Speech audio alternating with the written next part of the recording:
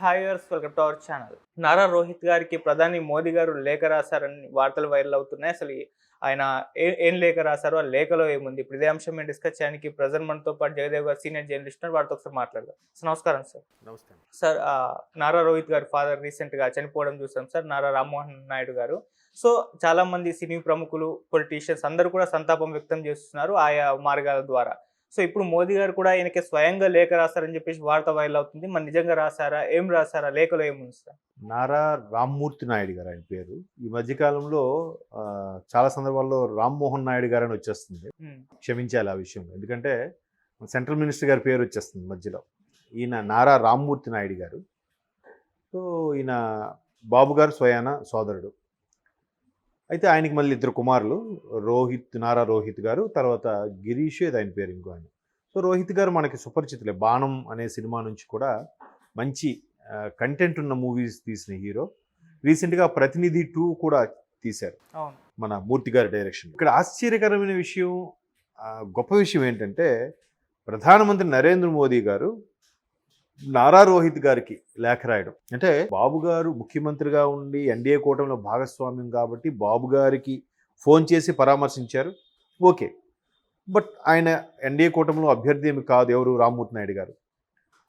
And more over ఆయన తర్వాత కాంగ్రెస్కి వెళ్ళారు, అనారోగ్యంగా కొన్నాళ్ళు ఇంటికే పరిమితమయ్యారు, దానివల్ల రీసెంట్గా చనిపోయారు.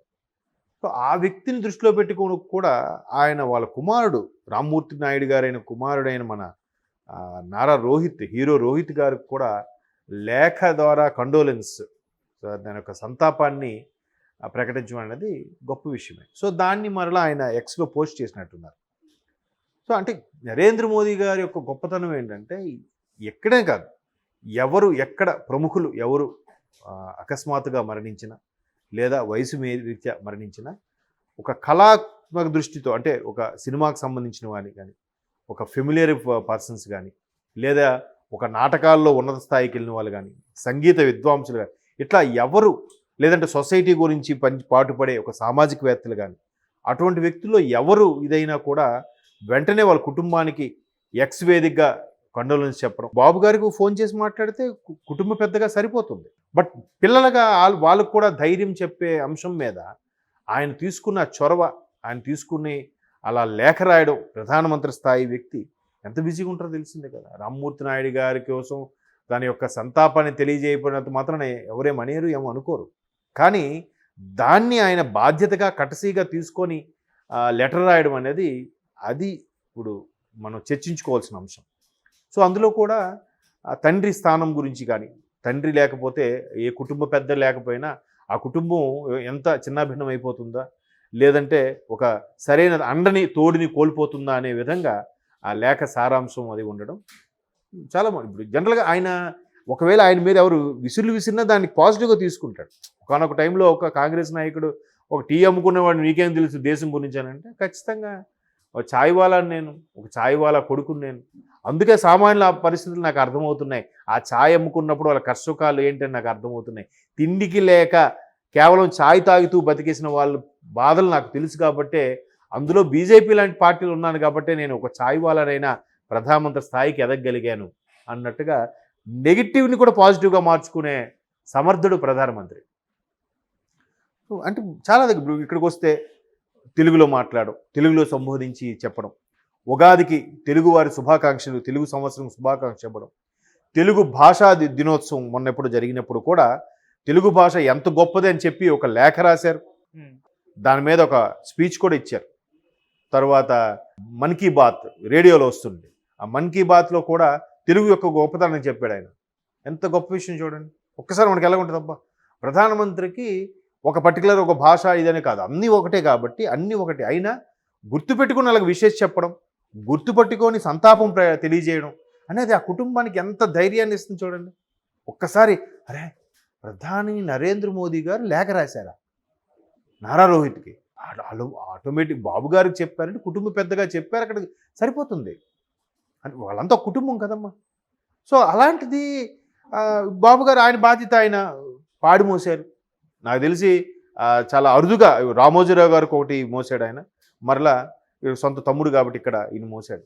ఎన్ని పనులు, ఢిల్లీ పనులు, మినిస్ట్రీలతో వరుస అపాయింట్మెంట్లు ఉన్నాయంట. సెంట్రల్ మినిస్టర్ అంటే రాష్ట్రానికి కావాల్సిన ఫండింగ్ ఏంటి, నిధులు ఏంటి, ఈ రైల్వే జోన్కు సంబంధించి ఒకటి కాదు చాలా.